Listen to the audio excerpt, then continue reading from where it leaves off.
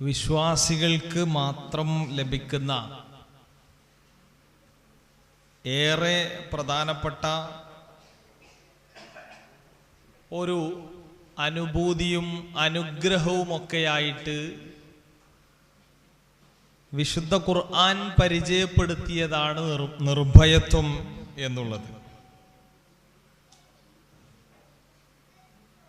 ആ നിർഭയത്വം ലഭിക്കുന്നത് ആർക്കാണ് എന്ന ചോദ്യത്തിനുള്ള ഒരു ഉത്തരമാണ് നമ്മൾ കുറഞ്ഞ സമയം സൂചിപ്പിച്ചത്. ശിർക്ക് ചെയ്യാത്ത ആളുകൾക്കാണ് പേടിയില്ലാതെ ജീവിക്കാൻ സാധിക്കുക. അള്ളാഹുവിൽ തന്നെ വിശ്വാസമില്ലാത്ത ദൈവവിശ്വാസികളല്ലാത്ത ആളുകൾക്കും ധാരാളം ഭയപ്പാടുകളാണ് നേരിടേണ്ടി വരുന്നത്. എന്താവും നമ്മുടെ അവസ്ഥ എന്ന് അവരാലോചിക്കുന്നതോടുകൂടി അവരുടെ ആ വിശ്വാസത്തിന്റെ രാഹിത്യം അവർക്ക് ഉൾക്കൊള്ളാൻ സാധിക്കും. ദൈവനിഷേധത്തിനൊക്കെ വേണ്ടി ധാരാളം പണിപ്പെട്ട് നടന്ന ആളുകൾ തങ്ങളുടെ അവസാനത്തിലേക്ക് എത്തുന്നതിനനുസരിച്ച് അവർക്ക് വലിയ മാനസാന്തരങ്ങൾ ഉണ്ടാകുന്നു. അതല്ലെങ്കിൽ അവരുടെ കൂടെ ഉണ്ടായ ആളുകൾ മരണപ്പെടുന്നതോടുകൂടി അവർ ചിന്തിക്കുന്നു,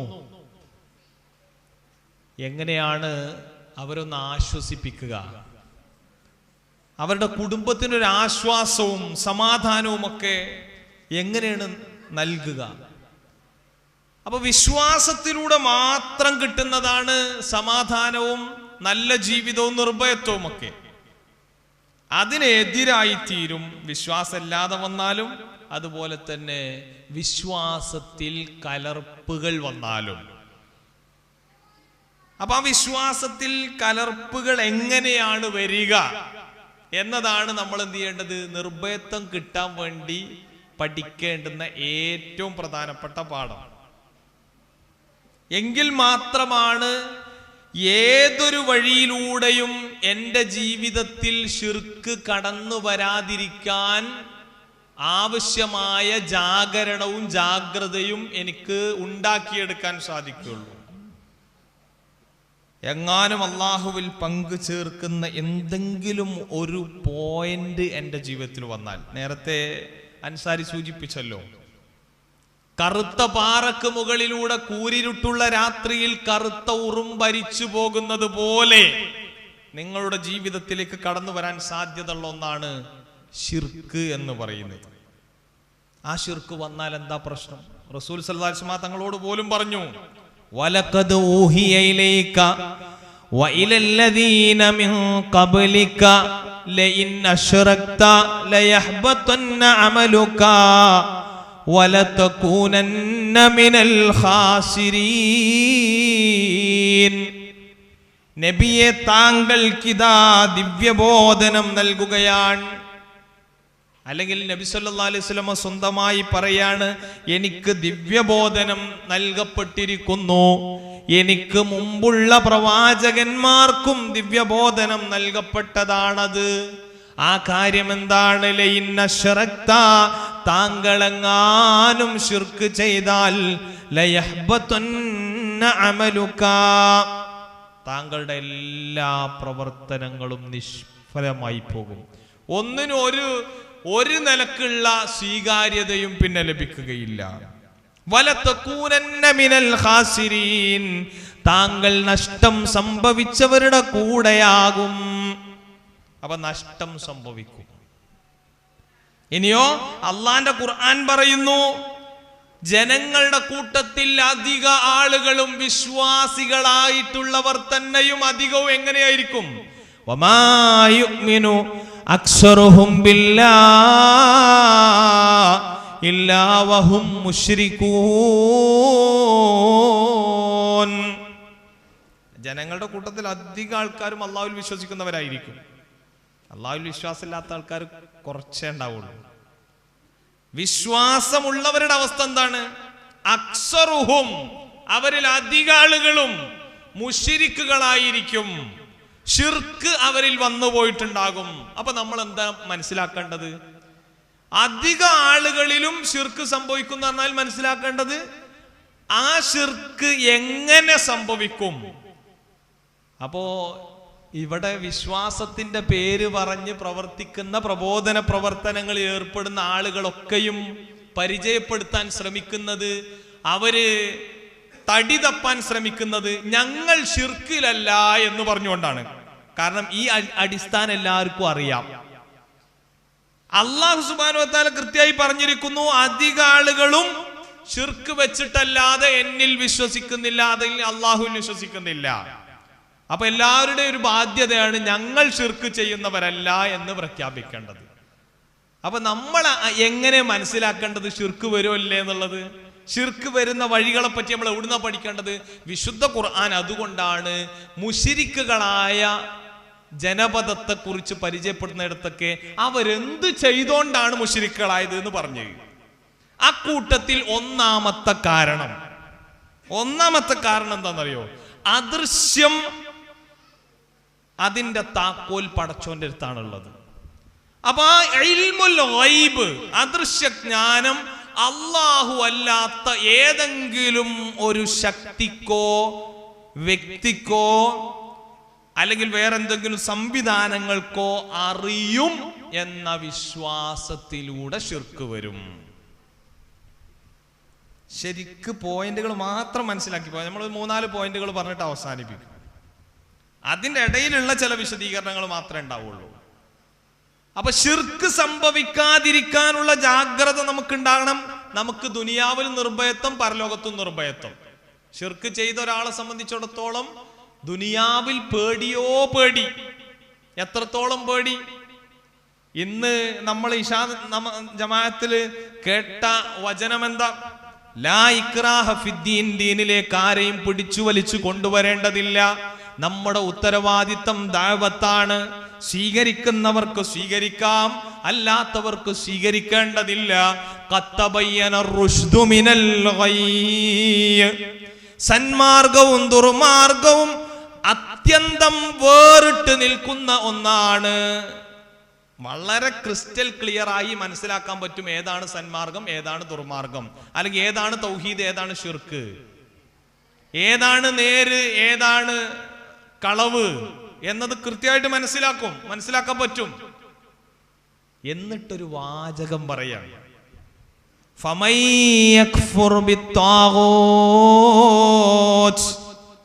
കൃത്യമായി പഠിച്ചു മനസ്സിലാക്കി അറിഞ്ഞുൾക്കൊണ്ടുകൊണ്ട് എല്ലാവിധ ശിർക്കൻ മൂർത്തികളെയും ശിർക്കിനെയും നിഷേധിക്കുന്നവരാരോ വയുമിൻ ബില്ലാഹ്, പോരാ, കൂടെ എല്ലാത്തിനെയും നിഷേധിച്ചിട്ട് അങ്ങനെ നടക്കാനല്ല പറഞ്ഞത്.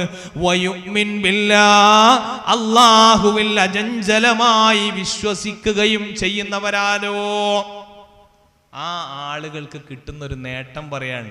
ഫഖദിസ്തംസക ബിൽ ഉർവത്തിൽ വുസ്ഖാ, അവർ പിടിച്ചിട്ടുള്ളതായ കയറ് ബലമുള്ള കയറാൻ. അവൻ പിടിച്ചിരിക്കുന്നത് ബലവത്തായ കയറിലാണ്. ലംഫിസ്വാമലഹ, അതൊരിക്കലും പൊട്ടിപ്പോകുന്നതല്ല, അത് പൊട്ടിപ്പോകില്ല.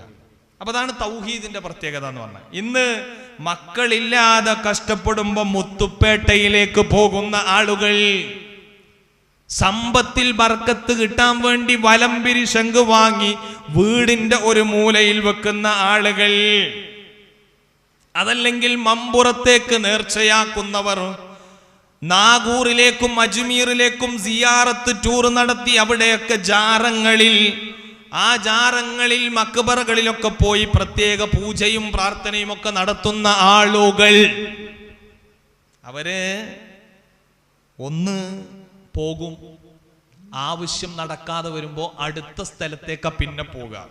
മുത്തുപ്പേട്ടയിലേക്ക് പോയി കുട്ടികളെ കിട്ടിയില്ല, ആ വ്യക്തി അവസാനം ഗുരുവായൂരിലേക്ക് വരെ എത്തുന്ന അവസ്ഥയുണ്ടാകുന്നു.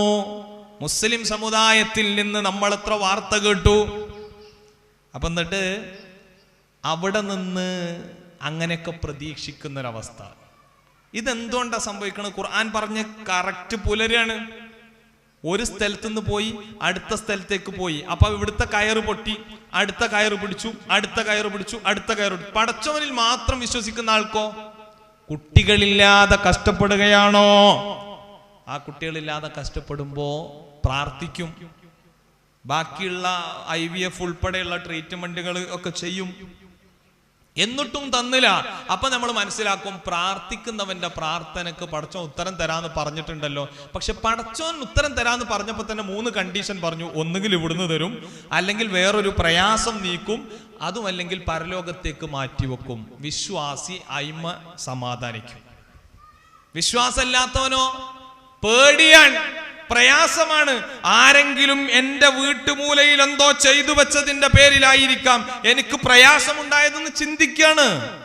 സഹോദരങ്ങളെ, ഇവിടെയാണ് എങ്ങനെ ശിർക്ക് വരുന്നുള്ളതിന് ഒന്നാമത്തെ പോയിന്റ് വരുന്നത്. അദൃശ്യജ്ഞാനം പടച്ചോനല്ലാത്ത ഏതെങ്കിലും ഒരു വ്യക്തിക്ക്, അതിൽ ആരായാലും പടച്ചോനല്ലാത്ത ആർക്കും അദൃശ്യം അറിയൂല. അല്ലാഹു സുബ്ഹാനഹു വ തആല ഖുർആനിലെ എത്ര ആയത്തുകളിലാ പറയുന്നത്. നബിയോട് കൽപ്പിക്കാൻ പറയാണ്, ഖുൽ, നബിയെ പറഞ്ഞു കൊടുക്കുക, ലാ യഗ്ലമു മൻ ഫിസ് സമാവാതി വൽ അർദ്, ആകാശങ്ങളിലും ഭൂമിയിലുമുള്ള ഒരുവനും അറിയുകയില്ല അൽ ഗൈബ ഇല്ലല്ലാഹ്, അല്ലാഹു അല്ലാത്ത ഒരാളും ഇൽമുൽ ഗൈബ് അറിയുകയില്ല. അദൃശ്യം അവർക്കാർക്കും അറിയൂല. അപ്പൊ ഇൽമുൽ ഗൈബ് പടച്ചോന്റെ അടുത്താണ്. പിന്നെ അങ്ങനെ തന്നെ പറയുന്ന ആയത്ത് നമുക്ക് കാണാൻ പറ്റും. ഇൻദഹു മഫാത്തിഹുൽ ഗൈബ്, അദൃശ്യത്തിന്റെ താക്കോലുകൾ പടച്ചോന്റെ അടുത്താകുന്നു. നബിയെ പറഞ്ഞു കൊടുക്കുക, അത് അവൻ ആർക്കും വിട്ടുകൊടുക്കില്ല. എനിക്ക് എങ്ങാനും അദൃശ്യം അറിയുമായിരുന്നെങ്കിൽ വലോ കുന്തു അഅലമൽ ഗൈബി ലസ്തക്സർതു മിനൽ ഖൈർ വമാ മസ്സനിയസൂ, ഞാനെങ്ങാനും അദൃശ്യം യഥേഷ്ടം അറിഞ്ഞിരുന്നെങ്കിൽ എന്റെ ജീവിതത്തിൽ ഖൈറാത്തുകൾ വർദ്ധിപ്പിക്കാൻ അത് മുഖേന കാരണമാകുമായിരുന്നു. ഞാൻ ഒരു വീഴ്ചയും സംഭവിക്കാത്തവനാകുമായിരുന്നു. ഇത് അള്ളാന്റെ റസൂലിനെ കൊണ്ട് അള്ളാഹ് പറയിപ്പിക്കുക. അപ്പൊ അദൃശ്യം ആരറിയ? പടച്ചോനറിയും. അപ്പോ അടുത്ത ചോദ്യാണ്, അങ്ങനെയാണെങ്കിൽ പ്രവാചകന്മാരൊക്കെ അദൃശ്യം അറിഞ്ഞിട്ടുണ്ടല്ലോ. പ്രവാചകന്മാർ അദൃശ്യം അറിഞ്ഞിട്ടുണ്ട്, പക്ഷേ അവർ വിചാരിച്ച സമയത്തോ അവർ വിചാരിച്ച രൂപത്തിലോ അവർ വിചാരിക്കുന്ന കാര്യങ്ങളോ അല്ല അവരറിഞ്ഞതും പ്രവർത്തിച്ചതും. പിന്നെ എന്തിനാ അവരറിഞ്ഞത്? അവർക്ക് പടച്ച റബ്ബിന്റെ സന്ദേശങ്ങൾ പ്രചരിപ്പിക്കാനുള്ളതാണ്. ആ പടച്ച റബ്ബിന്റെ സന്ദേശങ്ങൾ പ്രചരിപ്പിക്കുന്ന സമയത്ത് അവരിൽ നിന്ന് ആളുകൾ അത് അംഗീകരിക്കണം എങ്കിൽ അള്ളാഹു ഡയറക്റ്റ് ചെയ്യുന്ന കാര്യങ്ങളെ അവരിലൂടെ അതങ്ങനെ കാണിച്ചു കൊടുക്കുന്ന ഒരു രൂപം ഉണ്ടാവണം. ആളുകൾക്ക് അവരിൽ വിശ്വാസം ഉണ്ടാവണം. അതിന് തന്നെ അവർ വിചാരിക്കുന്ന സമയത്തൊന്നും അത് നടക്കൂല. അതാണ് ഖുർആൻ സൂറ ജിന്നിലൊക്കെ പ്രത്യേകം പരിചയപ്പെടുത്തിയല്ലോ ആ കാര്യം. ഇല്ലാ മനിർതളാ മിർ റസൂൽ, അവൻ ഉദ്ദേശിക്കുന്നതായ റസൂലുകൾക്കൊഴികെ ഇതാർക്കും അറിയിച്ചു കൊടുക്കുകയില്ല. അതന്നെ എങ്ങനെ അറിയിച്ചു കൊടുക്കുക? എല്ലാ ഭാഗങ്ങളും സുരക്ഷിതമാകുന്ന വിധത്തിൽ പ്രത്യേകം അതിന് പടച്ചോന്റെ ചില സിസ്റ്റങ്ങളുണ്ട്. ആ വഴിക്ക് മാത്രം അറിയിച്ചു കൊടുക്കും. അപ്പൊ ഇത് വല്ലാത്തൊരു സംഗതിയാണ് പ്രിയപ്പെട്ടവര്. ഇനി അദൃശ്യം അറിയും എന്ന് വിശ്വസിക്കാതെ ഇവിടെ നടക്കുന്ന ഒരു അന്ധവിശ്വാസങ്ങളെയും നമുക്ക് അംഗീകരിക്കാൻ കഴിയില്ല. അതുകൊണ്ടാണ് ഞാനിത് ആദ്യം ഫസ്റ്റ് പോയിന്റ് ആയിട്ട് പറഞ്ഞു. ഇത് എവിടുന്നാ നമുക്ക് കിട്ടിയത്? വിശുദ്ധ ഖുർആനിൽ നിന്ന് കിട്ടി. ഇൽമുൽ ഗൈബ് പടച്ചോന് മാത്രം എന്നുള്ളത് വിശുദ്ധ ഖുർആന്റെ നസ്സാണ്. അതിലാരെങ്കിലും ഇടപെട്ട് അല്ല അള്ളാഹ് ഉദ്ദേശിക്കുന്നവർക്കൊക്കെ അദൃശ്യജ്ഞാനം അറിയിച്ചു കൊടുക്കും എന്ന് പറഞ്ഞു കഴിഞ്ഞാൽ അവരെ സംബന്ധിച്ചിടത്തോളം പിന്നെ വരാൻ പോകുന്നത് വലിയ അപകടങ്ങളാണ്. ഈ ദുനിയാവും തന്നെ അവർക്ക് ഒരു പിടുത്തവും കിട്ടൂല. അപ്പോ പലർക്കും അദൃശ്യം അറിയാം എന്ന് വാദിക്കുന്നതിന് വേണ്ടി പല പാള കിതാബുകളും ഇറക്കേണ്ടി വരും. അതാണ് മുഹീദ്ദീൻ മാലയിൽ പ്രത്യേകം കാണാൻ പറ്റുന്നത്. മുഹീദ്ദീൻ മാലയിലുണ്ടല്ലോ, വല്ല നീലത്തീന്നും എന്നെ വിളിപ്പോർക്ക് വായിക്കൂടാതു തീരം നൽകും ഞാനെന്നോവർ. ഇനി പിന്നെ എന്താ പറയാ, അതേ മാലയിൽ തന്നെ പറയാണ്, കുപ്പിയകത്തുള്ള വസ്തുവിനെ പോലെ കാമാ ഞാൻ നിങ്ങളുടെ കൽബകമെന്നോവർ. ഖുർആന്റെ ആയത്തുകൾക്കൊക്കെ എതിരാണ്. ഇതിനൊക്കെ എതിരെ നമ്മൾ വളരെ ശക്തമായി സമൂഹത്തെ ബോധ്യപ്പെടുത്തിയപ്പോ ആ വിശ്വാസം പേറി നടന്നിരുന്ന ആളുകൾ ഈ മാലപ്പാട്ടും കുപ്പിപ്പാട്ടും പക്ഷിപ്പാട്ടും ഒക്കെ കുറത്തിപ്പാട്ടൊക്കെ കൊണ്ട് നടന്നിരുന്ന ആളുകൾ അതിൽ നിന്നൊക്കെ മാറി ഒരു നൂറ്റാണ്ട് കാലത്തെ പ്രബോധന പ്രവർത്തനങ്ങളുടെ ഒക്കെ ഭാഗമായി അല്ലേ. അപ്പുറത്ത് പിന്നെ ഇതിന്റെ ഒക്കെ വൈരുദ്ധ്യങ്ങളൊക്കെ നമ്മൾ പഠിപ്പിച്ചു കൊടുത്തു. മുഹീദ്ദീൻ ഷെയ്ഖ് ഇങ്ങനെ പറഞ്ഞപ്പോ അപ്പുറത്ത് റിഫായി ഷെയ്ഖിന്റെ പോരിശ പറയാൻ വേണ്ടിയിട്ട് ഇതിനെ നേരെ കൗണ്ടർ ചെയ്തു. ഖോജാ മുഹിയുദ്ദീനും നാമം കളിക്കുമ്പോൾ കണ്ണിന്റെ പുരികത്തിലോടിയോളിച്ചോവർ. അതാ കുപ്പിന്റെ ഉള്ളിലുള്ള സാധനത്തിനെ കാണുന്നത് പോലെ കാണാൻ പറ്റുന്നതായ ഒരു ഷെയ്ഖിന് ഇതാ ഇവിടെ ഞാൻ അവന്റെ കണ്ണിന്റെ പീലിയിൽ ഒളിച്ചിട്ട് കാണാൻ പറ്റിയില്ലല്ലോ എന്ന്. അപ്പൊ അവര് തമ്മിൽ കൗണ്ടർ അടിക്കുന്നതും അതിന് മാർക്കറ്റ് ഉണ്ടാക്കുന്നൊക്കെ നമ്മൾ കൃത്യമായിട്ട് പറഞ്ഞു, പരിചയപ്പെടുത്തി. ശരിക്കും മുഹീദ്ദീൻ ഷെയ്ഖ് എന്ന് പറഞ്ഞാൽ ആരാണ്? ഇവിടെ തൊട്ട് മുമ്പ് ഈ പ്രസംഗം തുടങ്ങുന്നതിന്റെ ഒക്കെ മുമ്പായിട്ട് ഇബ്രാഹിം ബുസ്താന്റെ ഒരു പ്രഭാഷണം ഇട്ടല്ലോ. അതിനകത്ത് കൃത്യമായിട്ട് ഫത്ഹുർ റബ്ബാനിയിലെ ചില വാചകങ്ങൾ കൃത്യമായി പരിചയപ്പെടുത്തിക്കൊണ്ടാ പറഞ്ഞത്. മുഹീദ്ദീൻ ഷെയ്ഖിന്റെ രചനയിലുള്ളത് കൈഫ തഖൂലു ലാ ഇലാഹ ഇല്ലല്ലാഹ്, എങ്ങനെ മോനെ നിനക്ക് ലാ ഇലാഹ ഇല്ലല്ലാഹ് പറയാൻ കഴിയുക? നിന്റെ ഹൃദയത്തിൽ എത്ര ഇലാഹുകളാണുള്ളത് അല്ലെ? എത്ര ഇലാഹുകളാണ് നിന്റെ ഹൃദയത്തിലുള്ളത് എന്നാ ചോദിച്ചത്. അപ്പൊ അത്തരം ആളുകൾക്കൊക്കെ നേരിടേണ്ടി വന്നത് പിൽക്കാലത്ത് അവരൊക്കെ ഏത് ദീനിനു വേണ്ടിയാണോ ശബ്ദിച്ചത് അതിനെതിരെയുള്ള അതിന് നേരെ ഓപ്പോസിറ്റുള്ള കാര്യങ്ങളാണെങ്കിൽ ഇന്നും അതെന്നെ സംഭവിച്ചുകൊണ്ടിരിക്കുന്നത്. ഇസ്ലാഹി പ്രസ്ഥാനം ഒരു നൂറ്റാണ്ട് കാലം കൊണ്ട് ഇവിടെ എന്താണോ പറഞ്ഞത് അതിന് നേരെ കൗണ്ടർ അടിക്കുന്ന കാര്യമാണ് ഈ അദൃശ്യ ജ്ഞാനത്തിന്റെ വിഷയത്തിൽ പോലും സംഭവിച്ചുകൊണ്ടിരിക്കുന്നത്. നമുക്ക് ആ ഭാഗത്തേക്ക് ഒരല്പനേരം ഒന്ന് ശ്രദ്ധ കൊടുത്തു കഴിഞ്ഞാൽ ഈ വിഷയത്തിലെ മർമ്മത്തിലേക്ക് മാത്രമാണ് ഞാൻ എൻ്റെ സംസാരം കൊണ്ടുപോകാൻ ഉദ്ദേശിക്കുന്നത്, ഈ ഒരു പോയിന്റിൽ നിന്നുകൊണ്ട്. അപ്പൊ അദൃശ്യജ്ഞാനം പടച്ചവനല്ലാത്തവർക്കും അറിയും എന്ന് വിശ്വസിക്കുന്നതിലൂടെയല്ലാതെ ജിന്നുകളുമായി ബന്ധപ്പെട്ട ഒരു കാര്യത്തിലും നമുക്ക് എന്ത് ചെയ്യാൻ പറ്റൂല, നമ്മുടെ ജീവിതത്തിൽ സ്വാധീനമുണ്ടാക്കാൻ കഴിയില്ല. ജിന്നുകൾ മനുഷ്യ ശരീരത്തിൽ കയറിക്കൂടുമെന്നും അങ്ങനെ കയറിക്കൂടിയാൽ അടിച്ചിറക്കണമെന്നും ആ അടിച്ചിറക്കുന്ന റാക്കിമാരായിട്ടുള്ള ആളുകൾക്ക് പ്രത്യേകം പാരിതോഷികം നൽകുന്നത് പരിചയപ്പെടുത്തപ്പെട്ട കാര്യമാണെന്നും ഇങ്ങനെ ഓരോ ദിവസവും ഓരോ പോയിന്റുകൾ കൂടി കൂടി വരികയാണ്. ഇവിടെ നമ്മൾ എവിടെ നിൽക്കണം? ഇത് സംഘടനാ കക്ഷിത്വമോ അല്ലെങ്കിൽ വേറെ എന്തെങ്കിലും ഒരു വിഴുപ്പലക്കലോ ഒന്നുമല്ല, മറിച്ച് ഖുർആനിന്റെ നസ്സിൽ നിന്നുകൊണ്ട് പഠിക്കാൻ നമുക്ക് സാധിക്കേണ്ടതുണ്ട്. സ്വഹീഹായിട്ടുള്ള ഹദീസുകളിൽ വന്ന ഏതെങ്കിലുമൊക്കെ വാചകങ്ങളെ പോലും അവരുടേതായ ന്യായങ്ങൾക്ക് വേണ്ടി ദുർവ്യാഖ്യാനിക്കാതിരിക്കാൻ ശ്രമിച്ചാൽ മതി, കാര്യം ക്ലിയർ ആവും. അപ്പൊ ഒന്ന്, ഇവിടെ എന്താണ് ജിന്നുകളെ കുറിച്ച് ഖുർആൻ പറഞ്ഞത്? ജിന്നുകളെ കുറിച്ച് നമുക്ക് എങ്ങനെ മനസ്സിലായത്? അവിടുന്ന് തുടങ്ങാം. നമുക്ക് എങ്ങനെ ജിന്നുകളെ കുറിച്ച് മനസ്സിലായത്? ഖുർആനിലെ വചനം നമുക്ക് ബോധ്യപ്പെടുത്തി തരാ പടച്ചോൻ. ഇന്നഹു യറാക്കും ഹുവ വഖബീലുഹു മിൻ ഹൈസു ലാ തറൗനഹും. ശ്രദ്ധിച്ച് കേൾക്കണേ, നിങ്ങൾക്ക് അവരെ ഒരിക്കലും കാണാൻ കഴിയാത്ത അവസ്ഥ, അവർ നിങ്ങളെ കാണുന്നു. എനിക്ക് ചോദിക്കാനുള്ളത് ഇത്രേ ഉള്ളൂ. ആർക്കും എന്തും ഇതിനകത്ത് ന്യായീകരണങ്ങളൊക്കെ പറയാം. ഖുർആന്റെ ആയത്ത് ഇങ്ങനെ തന്നെ നിൽക്കും, അതിലൊരു സംശയം ഉണ്ടാവില്ല. അപ്പൊ നിങ്ങൾ പറയുന്നത് പോലെ ആരാ ഖുർആൻ വ്യാഖ്യാനിച്ചത് എന്നൊക്കെ ചോദിച്ചിട്ട് തൽക്കാലം നിങ്ങൾക്ക് രക്ഷപ്പെടാൻ സാധിക്കുമായിരിക്കും.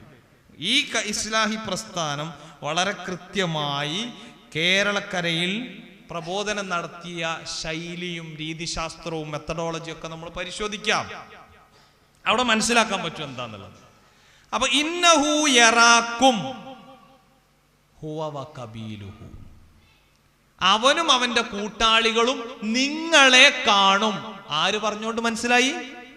ആര് പറഞ്ഞോണ്ട് മനസ്സിലായി? നിങ്ങൾ കൂടെ വരി. ആര് പറഞ്ഞോണ്ട് മനസ്സിലായി? അല്ലാഹ് പറഞ്ഞോണ്ട് മാത്രം മനസ്സിലായി. മിൻ ഹൈസു ലാ തറൗനഹു, നിങ്ങൾക്ക് കാണാൻ കഴിയില്ല. ആര് പറഞ്ഞു? അല്ലാഹ് പറഞ്ഞു. നിങ്ങൾക്ക് എങ്ങനെ പരിശ്രമിച്ചാലും കാണാൻ കഴിയില്ല. ഇതാണ് വിഷയത്തിന്റെ മെറിറ്റ് എന്ന് പറയുന്നത്. വിഷയത്തിന്റെ മെറിറ്റിലേക്ക് വരാം. നമ്മള് ജിന്നുകൾ നമ്മളെ കാണും എന്ന് പടച്ചോൻ പറഞ്ഞതിന്റെ അടിസ്ഥാനത്തിൽ മാത്രം നമുക്ക് മനസ്സിലായി. നമുക്കവരെ എങ്ങനെ നോക്കിയാലും കാണാൻ കഴിയില്ല എന്ന് അതേ ആയത്തിൽ പടച്ചോൻ പറഞ്ഞു. അപ്പൊ നമുക്ക് കാണാൻ കഴിയാത്ത ഒന്നിനെ ഇനി നമ്മൾ കണ്ടു, അല്ലെങ്കിൽ നമ്മളല്ലാത്ത ഏതോ ഒരാൾ കണ്ടു, അല്ലെങ്കിൽ ചിലതൊക്കെ പഠിച്ച് മന്ത്രങ്ങളൊക്കെ പഠിച്ച ആളുകൾക്ക് കാണാൻ കഴിയും എന്ന് വിചാരിച്ചു കഴിഞ്ഞാൽ ഏതിലാ പാളിയത്?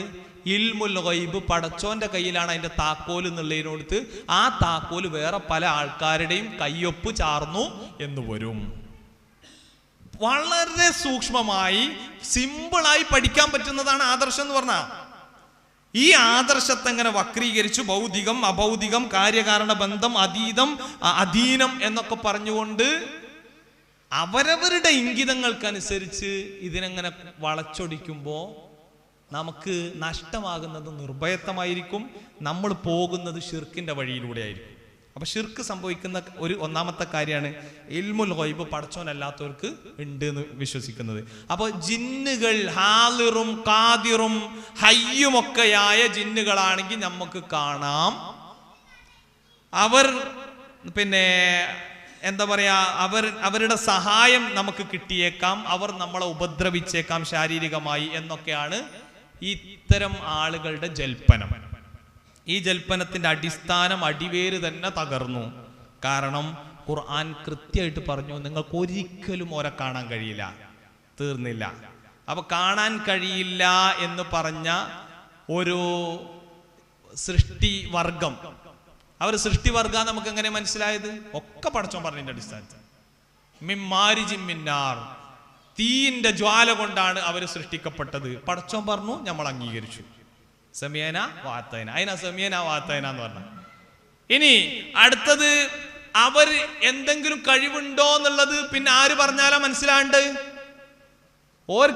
ഓരെ സംബന്ധിച്ച് നമുക്ക് കാണാൻ കഴിയില്ല എന്ന് പടച്ചോൻ കട്ടൻട്രേ പറഞ്ഞുകൊണ്ട് ഇനി എന്ത് അവരെ കുറിച്ച് പറയണമെന്നുണ്ടെങ്കിലും ആര് പറയണം? അള്ളാഹു പറയണം. അല്ലെങ്കിൽ അതിനെ വിശദീകരിച്ചുകൊണ്ട് റസൂൽ എന്ത് ചെയ്യണം? കൃത്യമായിട്ട് പരിചയപ്പെടുത്തി തരണം. ആ അള്ളാഹ് പറയാണ് സൂറ ഇബ്രാഹിമിലെ 22-ാമത്തെ വചനം. ശൈത്താൻ എങ്ങനെ പരലോകത്ത് കാര്യങ്ങളൊക്കെ തീരുമാനമാക്കപ്പെടുന്ന സമയത്ത് നിൽക്കും. ലമ്മാ ഖുദിയൽ അംറു, കാര്യങ്ങൾ തീരുമാനമാക്കപ്പെടുന്ന ദിവസം ആ ശൈത്താൻ വന്ന് നിൽക്കുകയാണ്. ശൈത്താൻ വന്നിട്ട് നിന്നിട്ട് ഇങ്ങനെ ഒരു വളരെ കൃത്യമായിട്ട് ഇങ്ങനെ തൻ്റെ അനുയായികളും കൂട്ടാളികളൊക്കെ അവിടെ ഉണ്ട്. അവരൊക്കെ മുഖത്ത് നോക്കിയിട്ട് പറയുന്ന ഒരു കാര്യം എന്താ അറിയോ? വമാ കാന ലീ അലൈക്കും മിൻ സുൽത്താൻ, എനിക്ക് നിങ്ങളിൽ ഒരു സ്വാധീനവും ഉണ്ടായിരുന്നില്ല. എന്താ സുൽത്താൻ എന്ന് പറഞ്ഞാൽ? അപ്പൊ അറബി ഭാഷയിലേക്ക് കണക്ട് ചെയ്തുകൊണ്ട് പഠിക്കുകയാണെങ്കിൽ തന്നെ സുൽത്താൻ എന്ന് പറഞ്ഞ പ്രത്യേകമായ അധികാരം, നമുക്ക് നമ്മുടെ ഉള്ളിലേക്ക് കയറി വരാനോ മറ്റോ ഒക്കെ എന്തെങ്കിലും ഒരു ആക്സസ് ശൈത്താൻ പറയാണ് ഡയറക്റ്റ്. ഇത് നമുക്ക് പടച്ചോൻ എന്തിനപ്പം തന്നെ പഠിപ്പിച്ചെന്ന്? നമ്മൾ ആ ശൈത്താന്റെ കൂട്ടാളികളാകാതെക്കാൻ വേണ്ടിയിട്ട്. ഏതെങ്കിലും ജിന്നും ശൈത്താനും കേറിക്കൂടും, ശൈത്താനുകളൊക്കെ ഉണ്ടാകും എന്നൊക്കെ കൊല്ലങ്ങൾക്ക് മുമ്പ് ആളുകൾ ഖുർആൻ തിരിയണതിന് മുമ്പ് മനസ്സിലാക്കി വെച്ചിട്ടുണ്ടെങ്കിൽ അതൊക്കെ തിരുത്തിയ ഒരു പ്രസ്ഥാനത്തിന്റെ ഭാഗത്ത് നിന്ന് തന്നെ വലിയ വീരവാദം മുഴക്കിക്കൊണ്ട് എന്ത് ചെയ്യാണ്? ഇതിനൊക്കെ അംഗീകാരം ഉണ്ടാക്കാൻ ശ്രമിക്കുകയാണ്. വിശുദ്ധ ഖുർആനിനെ അങ്ങോട്ട് ചവറ്റുകൊട്ടയിലേക്ക് ഇട്ടിട്ടല്ലാതെ ഇതിനൊന്നും എന്ത് ചെയ്യാൻ പറ്റൂല. ഈ ജിന്നുവാദത്തിനൊന്നും തെളിവുണ്ടാക്കാൻ കഴിയില്ല. അപ്പൊ ഖുർആൻ കൃത്യമായിട്ട് പറഞ്ഞു, വമാ കാന ലീ അലൈക്കും മിൻ സുൽത്താൻ, നിങ്ങളിൽ എനിക്ക് ഒരു സുൽത്താനും ഇല്ല, ഒരു സ്വാധീനവും ഇല്ല. എന്തുണ്ട്? എക്സെപ്ഷൻ പറയാണ്. ഇപ്പൊ ലാ ഇലാഹ എന്ന് പറഞ്ഞാൽ ഒരിലാഹുമില്ല. ഇല്ലല്ലാ എന്ന് പറഞ്ഞാലോ അല്ല മാത്രം ഉണ്ട്, അല്ല മാത്രമുണ്ട്. അതേപോലെ ഇതിനൊന്ന് പഠിക്കാം.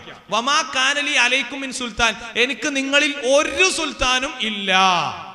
ഇല്ലാ അൻ ദഅഉതുകും ഫസ്തജബ്തും ലീ, ഇല്ല അൻ ദഅഉതുകും, നിങ്ങളെ വിളിക്കുക, നിങ്ങളെ തിരിപ്പിക്കുക എന്നതല്ലാത്ത ഒരു സുൽത്താൻ എനിക്കില്ല. അപ്പൊ എന്താ ശൈത്താനുള്ള ആകെ അധികാരം?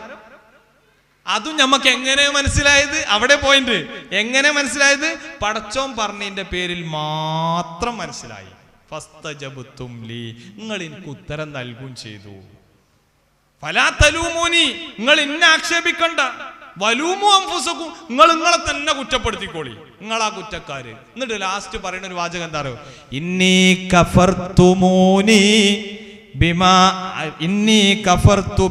അശ്റക്തുമൂനി മിൻ ഖബൽ, നിങ്ങൾ എന്നെ കൊണ്ട് ചെയ്ത ശിർക്കിനെ, മുമ്പ് ചെയ്ത ശിർക്കിനെ, ദുനിയാവിലായിരുന്ന സമയത്ത് ചെയ്ത ശിർക്കിനെ, പരലോകത്ത് വന്നിട്ട് അവിടുന്ന് കണ്ടപ്പോ ചെയ്തതല്ലല്ലോ പറഞ്ഞ്.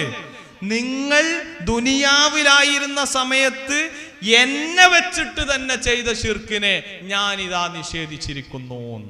അതോടുകൂടി എല്ലാം തീരുമാനമാവും. പക്ഷെ അങ്ങോട്ട് എത്തേണ്ട കൂട്ടരെ, അവിടേക്ക് എത്തുമ്പോഴത്തിന് കാര്യങ്ങളൊക്കെ തീരുമാനമായി കഴിഞ്ഞു.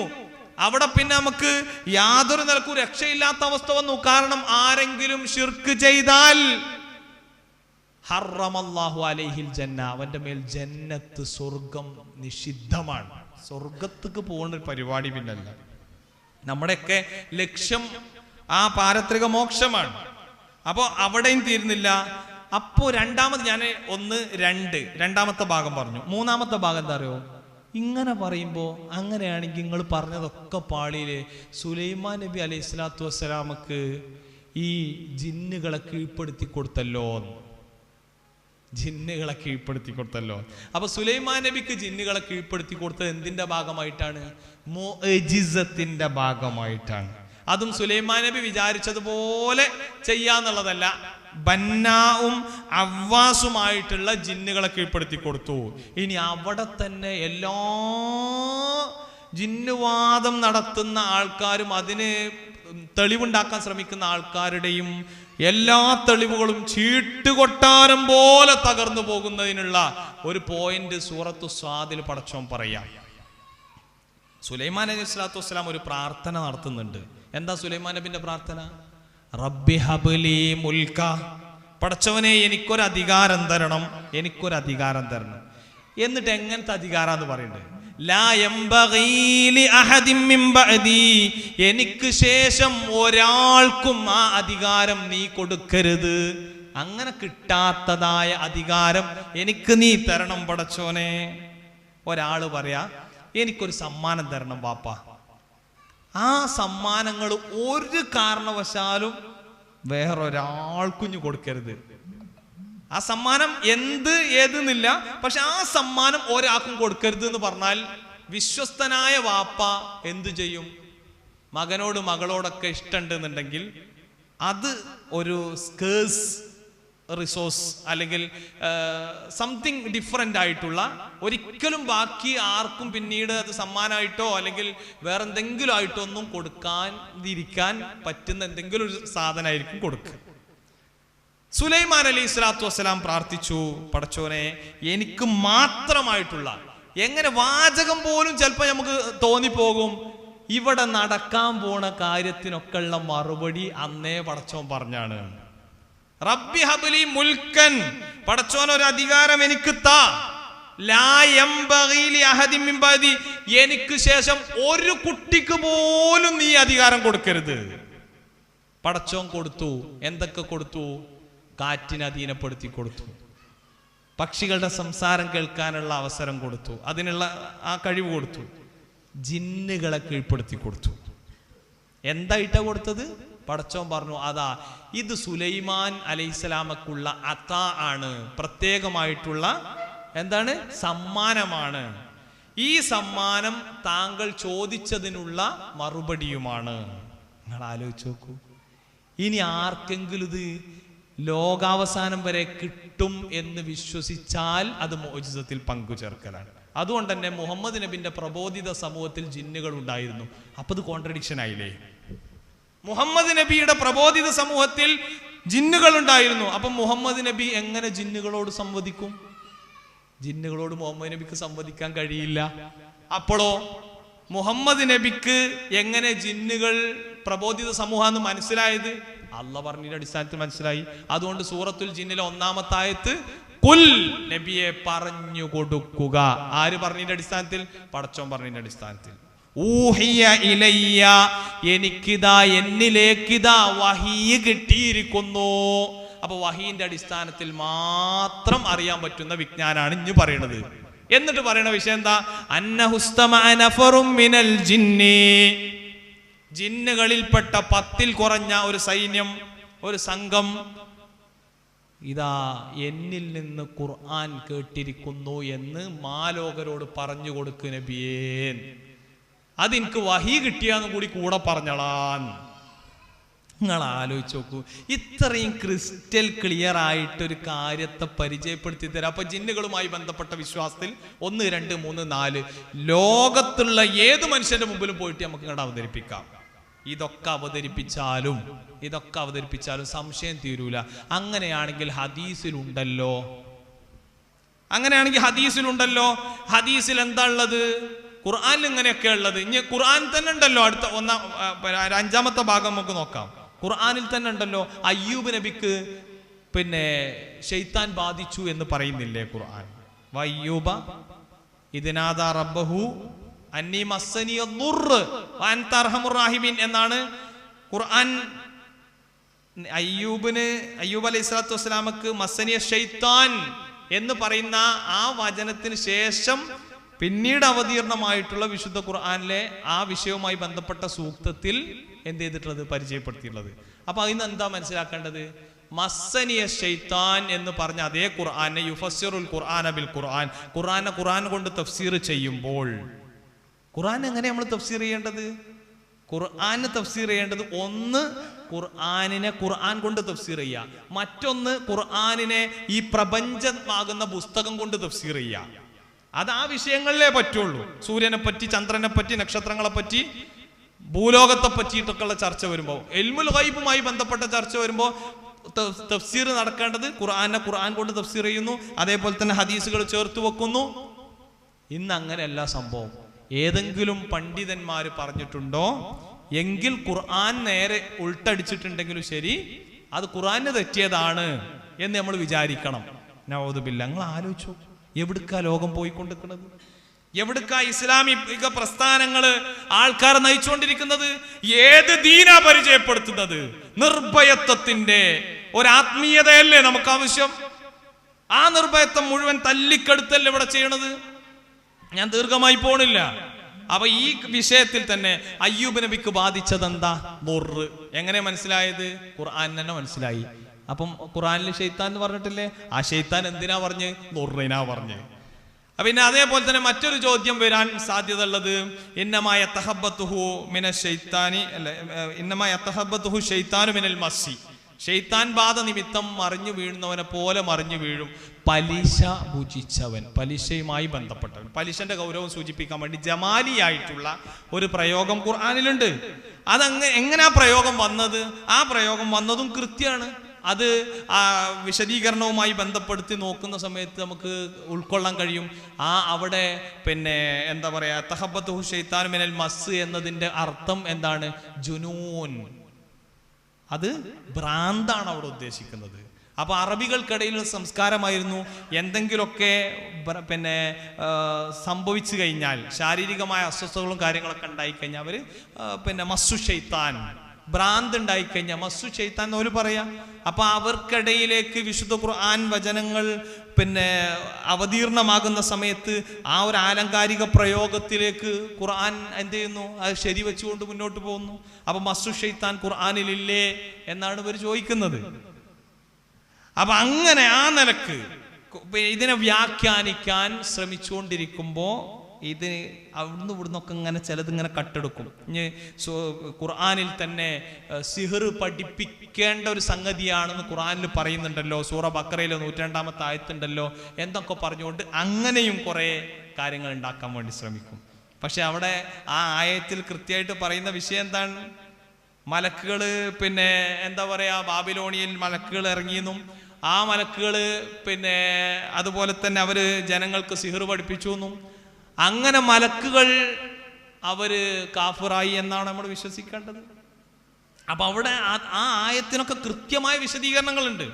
ആ ആയത്തിൽ മലക്കുകൾ എന്തൊക്കെയോ അവരെ പഠിപ്പിച്ചിട്ടുണ്ട്, നല്ല നിലയിലേക്ക് നീങ്ങാൻ ആവശ്യമായ കാര്യങ്ങൾ അവരെ പഠിപ്പിച്ചിട്ടുണ്ട്. എന്നാൽ അവർ പഠിച്ചെടുത്തത് ഭാര്യാഭർത്താക്കന്മാർക്കിടയിൽ ഭിന്നിപ്പുണ്ടാക്കാൻ പറ്റുന്ന പല സംഗതികളുമാണ് അവർ പഠിച്ചെടുത്തത്. അപ്പൊ എന്താ സിഹറുമായി ബന്ധപ്പെടുത്തിയൊക്കെ ധാരാളം ചർച്ചകളിൽ നമ്മൾ പങ്കെടുത്തിട്ടുണ്ട്. അതിനെക്കുറിച്ചൊക്കെ നമുക്ക് ധാരണ ഉണ്ട്. അപ്പോൾ ശൈത്താൻ ഉള്ളിലേക്ക് കയറിക്കൂടി ആ ശൈത്താന്റെ ഉപദ്രവം വരുന്നതാണ്, ജിന്നിന്റെ ഇടപെടലാണ് സിഹിറിലുള്ളത് എന്നൊക്കെ പറയാൻ ഇവിടെ ശ്രമിച്ചിടത്താണ് പ്രശ്നങ്ങൾ ഉണ്ടായിട്ടുള്ളത്. അപ്പൊ നമ്മൾ ഉൾക്കൊള്ളേണ്ട കാര്യം ഇൽമുൽ ഗൈബ് പടച്ചോന് മാത്രം. ആ അദൃശ്യം പടച്ചോനല്ലാത്ത ആർക്കറിയുമെന്ന് വിശ്വസിച്ചു കഴിഞ്ഞാലും ശരി, അതോടുകൂടി നമ്മളെ വിശ്വാസം തകർന്നു പോകും, അവിടെ നൊൽമ് കലർന്നു പോകും. ആ നൊൽമ് കലർന്നോടുകൂടി നമ്മുടെ അമ്ന് നഷ്ടമാകും. എങ്ങനെ വിശ്വാസത്തെ നമ്മൾ മെഷർ ചെയ്യേണ്ടത്? എൻ്റെ വിശ്വാസം ശരിയാണോ നോക്കേണ്ടത്? അതിനകത്ത് ഒരു തരിമ്പ് പോലും നൊൽമില്ല എന്ന് പരിശോധിച്ചുകൊണ്ടാണ്. അപ്പോൾ ആ അദൃശ്യജ്ഞാനം പടച്ചോന് മാത്രമേ ഉള്ളൂ. ഞാൻ എൻ്റെ ജീവിതത്തിൽ എന്തെങ്കിലും ഒരു കാരണത്താൽ പടച്ചോനല്ലാത്ത ആർക്കെങ്കിലും അത് അറിയും എന്ന് വിശ്വസിക്കുന്നുണ്ടെങ്കിൽ പ്രശ്നമാണ്. അപ്പോൾ അതാണ് ഒന്നാമത്തെ ഒരു ഭാഗമായി നമുക്ക് പറയാനുള്ളത്. അപ്പോൾ ആ നിലക്ക് കാര്യങ്ങളെ ഉൾക്കൊള്ളാൻ സാധിക്കണം. ഞാൻ ഇനി കുറഞ്ഞ കാര്യങ്ങൾ കൂടി പറഞ്ഞിട്ട് ആ നിർഭയത്വവുമായി ബന്ധപ്പെട്ട അതിൻ്റെ മാധുര്യം നമുക്ക് കിട്ടാൻ നമ്മൾ എന്തൊക്കെ ശ്രദ്ധിക്കണം എന്നുള്ളത് നമ്മൾ ഇതിൽ നിന്ന് ഉൾക്കൊള്ളേണ്ടതുണ്ട് പ്രിയപ്പെട്ടവരെ. അപ്പോൾ ഒരു രണ്ടാമത്തെ ഇതിൻ്റെ പോയിന്റ് എന്ന് പറയുന്നത് ശിർക്ക് വരാതൊക്കെ നമ്മൾ ശ്രദ്ധിക്കണം. ശിർക്ക് എങ്ങനെ വരും എന്നുള്ളതിലെ രണ്ടാമത്തെ ഭാഗം മക്കാ മുശ്രിക്കുകളാണെങ്കിലും ശരി, ഇബ്രാഹിം നബിന്റെ കാലത്തുള്ള ജനതയാണെങ്കിലൊക്കെ ശരി, അവരൊക്കെ പറഞ്ഞ ന്യായമായിരുന്നു. ഞങ്ങൾ ഈ ആൾക്കാരോടൊന്നും, ഞങ്ങൾ പ്രാർത്ഥിക്കാന്ന് പറയുന്ന ആൾക്കാരോടൊന്നും ഞങ്ങൾ ഒരിക്കലും വിളിച്ച് പ്രാർത്ഥിക്കുന്നൊന്നുമില്ല. അള്ളാഹുവിലേക്ക് അടുപ്പിക്കാൻ വേണ്ടിയുള്ള ഒരു മോഡറേറ്റർ എന്ന നിലക്ക്, അല്ലെങ്കിൽ ആ നിലക്ക് മധ്യവർത്തികൾ എന്ന നിലക്ക് മാത്രമാണ് ഞങ്ങൾ അവരെയൊക്കെ വിളിച്ച് തേടുന്നത്. അവരാരും ഞങ്ങളുടെ ആരാധനാമൂർത്തികളൊന്നും അല്ല എന്ന് അവർ പറഞ്ഞ്, ന്യായം അതാ പറഞ്ഞത്. ഇപ്പോഴും അതന്നെയാണ് സംഭവിച്ചുകൊണ്ടിരിക്കുന്നത്. അപ്പൊ ഖുർആൻ അത് കൃത്യമായി ഗണ്ണിക്കുകയാണ് ചെയ്യുന്നത്. അലാലില്ലാഹി ദീനുൽ ഖാലിസ്, നിഷ്കളങ്കമായ കീഴ്വണക്കം പടച്ചവനിലേക്കാകുന്നു. വല്ലദീന തഖദൂ മിൻ ദൂനിഹി ഔലിയാ, അല്ലാഹ്ക്ക് പുറമെ ഔലിയാക്കളെ സ്വീകരിക്കുന്നവർ, അങ്ങനെ തന്നെ പറയുന്നത്. അള്ളാഹുവിന് പുറമെ ഔലിയാക്കളെ സ്വീകരിക്കുന്നവർ. ആരാ ഔലിയാക്കൾ? നിസാരക്കാരല്ല. ഇന്ന് നമ്മൾ ആരൊക്കെയാണ് ഔലിയാക്കളായിട്ട് നമ്മുടെ സമൂഹത്തിൽ കണ്ടുകൊണ്ടിരിക്കുന്നത് എന്നുള്ളത് മറ്റൊരു വിഷയം. ഔലിയാക്കൾ ആരാന്ന് ഖുർആൻ കൃത്യമായിട്ട് പറയുന്നു. അല ഇന്ന ഔലിയാ അല്ലാഹ് ലാ ഖൗഫുൻ അലൈഹിം വലാഹും യഹ്സനൂൻ. ഒരു പേടിയും ദുഃഖവും ഇല്ലാത്തവരാണ് ഔലിയാക്കൾ. അപ്പൊ നമ്മൾ ഔലിയാക്കളാകാനുള്ള ഒരു സാധ്യതയെ പറ്റിയിട്ടാണ് ഖുർആൻ പരിചയപ്പെടുത്തുന്നത്. അല്ലദീന ആമനു വകാനു യത്തഖൂൻ. ഈമാനും തഖ്വയുമാണ് ഔലിയാകാനുള്ള ഏറ്റവും മികച്ച രണ്ട് ടൂളുകൾ. അത് രണ്ടും ഇല്ലാത്ത ആൾക്കാരെയാണ് ഇന്ന് ഔലിയാക്കളായി അവരോധിച്ചുകൊണ്ടിരിക്കുന്നൊക്കെ. അപ്പൊ അങ്ങനെയുള്ള ഔലിയാക്കളെ, സാക്ഷാൽ ഔലിയാക്കളെ തന്നെയാണ് മക്കാ മുശ്രിക്കുകൾ എന്ത് ചെയ്തിരുന്നത്? അവര് അള്ളാഹ്ക്ക് പുറമെ വിളിച്ച് പ്രാർത്ഥിക്കാൻ ഒക്കെ സ്വീകരിച്ചിരുന്നത്. പക്ഷെ ഒരു പറയണം എന്തറിയോ? മാ നഅ്ബുദുഹും, ഞങ്ങൾ അവരോട് വിളിച്ചു പ്രാർത്ഥിക്കുന്നില്ല, ഇല്ലാ ലിയുഖർരിബൂനാ ഇലല്ലാഹി സുൽഫാ, അള്ളാഹുവിലേക്ക് ഞങ്ങളെ അടുപ്പിക്കുക എന്ന ഉദ്ദേശത്താലല്ലാതെ ഞങ്ങൾ അവരെ വിളിച്ച് തേടിയിട്ടില്ല. അപ്പൊ അള്ളാഹുവിലേക്ക് ഞങ്ങളെ അടുപ്പിക്കുക എന്നുള്ള ഉദ്ദേശം മാത്രമായിരുന്നു ഉണ്ടായിരുന്നത്. അപ്പൊ അള്ളാഹുവിലേക്ക് അടുപ്പിക്കാൻ നമുക്ക് ഒരു ശക്തിയുടെയും ആവശ്യമില്ല എന്ന് എങ്ങനെ നമ്മൾ തിരിച്ചറിയേണ്ടത്? ഖുർആൻ പറഞ്ഞിട്ടുണ്ടോ എന്ന് നോക്കണം, സ്വഹീഹായിട്ടുള്ള ഹദീസുകളിൽ ഉണ്ടോ എന്ന് നോക്കണം. അഥവാ സുന്നത്തുമായി ബന്ധപ്പെടുന്ന കാര്യങ്ങളിൽ നമുക്ക് എന്താ മനസ്സിലാക്കാൻ പറ്റുക ഈ വിഷയത്തിൽ? അള്ളാഹുവിലേക്ക് അടുപ്പിക്കാൻ ആളാവശ്യമുണ്ടെങ്കിലല്ലേ അടുപ്പിക്കേണ്ടതുള്ളൂ. അപ്പൊ അള്ളാഹു നമ്മളോട് കൂടെയുള്ളവനല്ലാതെ വരുമ്പോഴാണ് അടുപ്പിക്കാൻ ഔലിയാക്കൾ നല്ല ആരെയും ആവശ്യമായിട്ട് വരുള്ളൂ. എനിക്ക് മുഖ്യമന്ത്രിയുമായി ബന്ധപ്പെടുത്തി എന്തെങ്കിലും ഒരു കാര്യം പറയണമെന്നുണ്ടെങ്കിൽ എനിക്ക് അദ്ദേഹവുമായി ഡയറക്റ്റ് അടുപ്പുണ്ടാവണം, ഇല്ലെങ്കിൽ അതിനൊക്കെ അടുപ്പിക്കണം. പഞ്ചായത്തിലേക്കാണെങ്കിൽ പോലും ആ സാധനം വേണം. ഇങ്ങനൊരു കാര്യം പടച്ചോനും ആബിദീങ്ങളും തമ്മിലുണ്ടോ? ആരാധന നടത്തുന്ന ഒരാൾക്കും ഇങ്ങനെ ചെയ്യേണ്ട ആവശ്യമുണ്ടോ? അതിന് നമ്മൾ അറിഞ്ഞിരിക്കേണ്ട കാര്യങ്ങൾ. ഇത് നമുക്ക് എല്ലാവർക്കും ഈ നിർഭയത്വത്തിന്റെ ആശയങ്ങൾ കൊടുക്കാൻ നമുക്ക് കഴിയണം. അത് നമുക്ക് അറിവില്ലാതെ പോകരുത്. എന്തുകൊണ്ടാണ് നിങ്ങൾ ഈ ചെയ്യുന്ന പരിപാടിക്ക് ഞങ്ങൾ സപ്പോർട്ട് ചെയ്യാത്തതെന്ന് മാത്രമല്ല അതിനെ എതിർക്കുന്നത് എന്ന് ചോദിച്ചു കഴിഞ്ഞാൽ നമ്മളെ കുടുംബക്കാരോട് നമുക്ക് പറഞ്ഞു കൊടുക്കാൻ കഴിയണം. അള്ളാഹുവിലേക്ക് ആരെയും അടുപ്പിക്കാൻ ആവശ്യമില്ല കേട്ടോ, അല്ലേ? നമ്മൾ സൈനബ, പിന്നെ ജമീല, അബൂബക്കറെ, അതേപോലെ തന്നെ ഓരോരുത്തരും നമ്മൾ വിളിച്ചിട്ട് പറയണം അള്ളാഹുവിലേക്ക് അടുപ്പിക്കാൻ ആവശ്യമില്ല. നമ്മളോട് ഒരു പറയും ഇങ്ങനെ പറഞ്ഞുകൊണ്ട് കുങ്ങക്ക് ഔലിയാക്കളൊന്നും താല്പര്യമല്ല, നിങ്ങൾ പിന്നെ ഏത് ഇസ്ലാം ദീനാണ് നിങ്ങൾ കൊണ്ടടക്കണത്?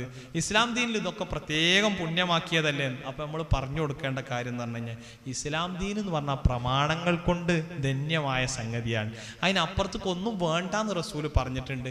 എന്നിട്ടോ ആ റസൂല് പരിചയപ്പെടുത്തിയതും അള്ളാഹു ഓർമ്മപ്പെടുത്തിയതുമായ കാര്യം അള്ളാഹുവിലേക്ക് അടുപ്പിക്കാൻ വേണ്ടി ആരെയും വേണ്ടാന്നുള്ളതാണ്. അല്ലാഹു സുബ്ഹാനഹു വ തആല റസൂൽ സല്ലല്ലാഹു അലൈഹി വസല്ലം തങ്ങളോട് പ്രത്യേകം പറയാൻ വേണ്ടി കൽപ്പിച്ചു, വൈദാ സഅലക ഇബാദി അന്നി ഫഇന്നി ഖരീബ്. എൻ്റെ അടിമ എന്നെ കുറിച്ച് താങ്കളോട് ചോദിച്ചാൽ, എന്താ പടച്ചോന് എങ്ങനെയൊക്കെയാണ് നമ്മളോട് പിന്നെ നമ്മളായിട്ടുള്ള കണക്ഷൻ എന്നൊക്കെ ചോദിച്ചു കഴിഞ്ഞാൽ, അല്ലാഹ് എവിടെയെന്ന് ചോദിച്ചു കഴിഞ്ഞാൽ നമ്മൾ ഒറ്റയടിക്ക് ഉത്തരം പറയും അല്ലാഹു ഫിസ്സമാ, അല്ലാഹു ഉപരിലോകത്താണുള്ളത്. അതാണ് അതിന്റെ ഉത്തരം.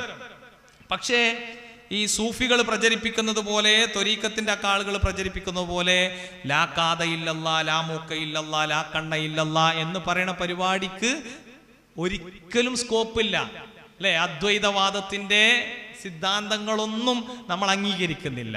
മറിച്ച് അള്ളാഹു നമ്മളുമായി ബന്ധപ്പെട്ട കണക്ഷൻ എങ്ങനെയാ? എനിക്കൊരു കാര്യം പറയാൻ എൻ്റെ റബ്ബ് എവിടെ എന്ന് ചോദിച്ചാൽ ആ ചോദ്യത്തിനാണ് വൈദാ സഅലക ഇബാദി അന്നി ഫഇന്നി ഖരീബ്. നമ്മളും പടച്ചോനും തമ്മിൽ എവിടെ ബന്ധപ്പെടേണ്ട ആവശ്യം? നമുക്ക് വേണ്ടതായ കാര്യങ്ങൾ നിവർത്തിച്ചു തരേണ്ട വിഷയം, വിടുതലുണ്ടാവുന്ന കാര്യത്തിലൊക്കെയാണ് ആവശ്യം. ആ കാര്യത്തിന് അള്ളാഹ് അടുത്തുണ്ട്. അങ്ങനെ ചോദിക്കുക, എവിടെ എവിടെ പടച്ചോനോട് ചോദിച്ചിട്ട് കാര്യമുണ്ടോ? കാര്യമുണ്ടോ എന്ന് ചോദിക്കണതിൽ പോലും അർത്ഥമല്ല. പടച്ചോൻ പറയാണ് ഇന്നി കരീബ്, ഞാൻ അവന്റെ അടുത്തുണ്ട്. തീർന്നില്ല. അവിടെ തീരുകയാണെന്നുണ്ടെങ്കിൽ പിന്നെ ഓപ്ഷൻ ഉണ്ടാവുമായിരുന്നു. പക്ഷെ പഴുതടച്ചിട്ടാ പറഞ്ഞത്, ഉജീബു ദഅവത്തദ്ദാഇ ഇദാ ദഅൻ, പ്രാർത്ഥിക്കുന്നവന്റെ പ്രാർത്ഥനക്ക് ഞാൻ ഉത്തരം നൽകുമേ. പ്രാർത്ഥിക്കുന്നവന്റെ പ്രാർത്ഥനക്ക് ഞാൻ ഉത്തരം നൽകാം. ഇദാ ദഅാനി, അവൻ എന്നോട് പ്രാർത്ഥിക്കുമ്പോൾ. അപ്പോ CM മടവൂര് പ്രാർത്ഥിക്കുമ്പോൾ ആർക്ക് വേണ്ടിയാണോ പ്രാർത്ഥിച്ചത് അവന്റെ പ്രാർത്ഥനക്ക് ഉത്തരം നൽകുന്നു പറയാത്ത ഖുർആൻ, മുഹീദ്ദീൻ ഷെയ്ഖ് തേടുമ്പോൾ ആ മുഹീദ്ദീൻ ഷെയ്ഖിന്റെ മുരീദന്മാർക്കെല്ലാവർക്കും ഉത്തരം നൽകും എന്ന് പറയാത്ത ഖുർആൻ, അല്ലെങ്കിൽ ഉജീബു ദഅവത്തൽ ഉസ്താദി ഇദാ ദഅാൻ, ഉസ്താദിനോട് പ്രാർത്ഥിക്കുമ്പോൾ ഉസ്താദ് ഉദ്ദേശിച്ച ആളുകൾക്ക് കൊടുക്കും എന്ന് പറയാത്ത പടച്ചവൻ, പ്രാർത്ഥിക്കുന്നവന്റെ പ്രാർത്ഥനക്ക് ഞാൻ ഉത്തരം നൽകാം. അപ്പൊ ദാഇയാണ് പ്രാർത്ഥിക്കുന്നവൻ. അവൻ എത്ര പിന്നെ അതിക്രമം ചെയ്തവനാണെങ്കിലും,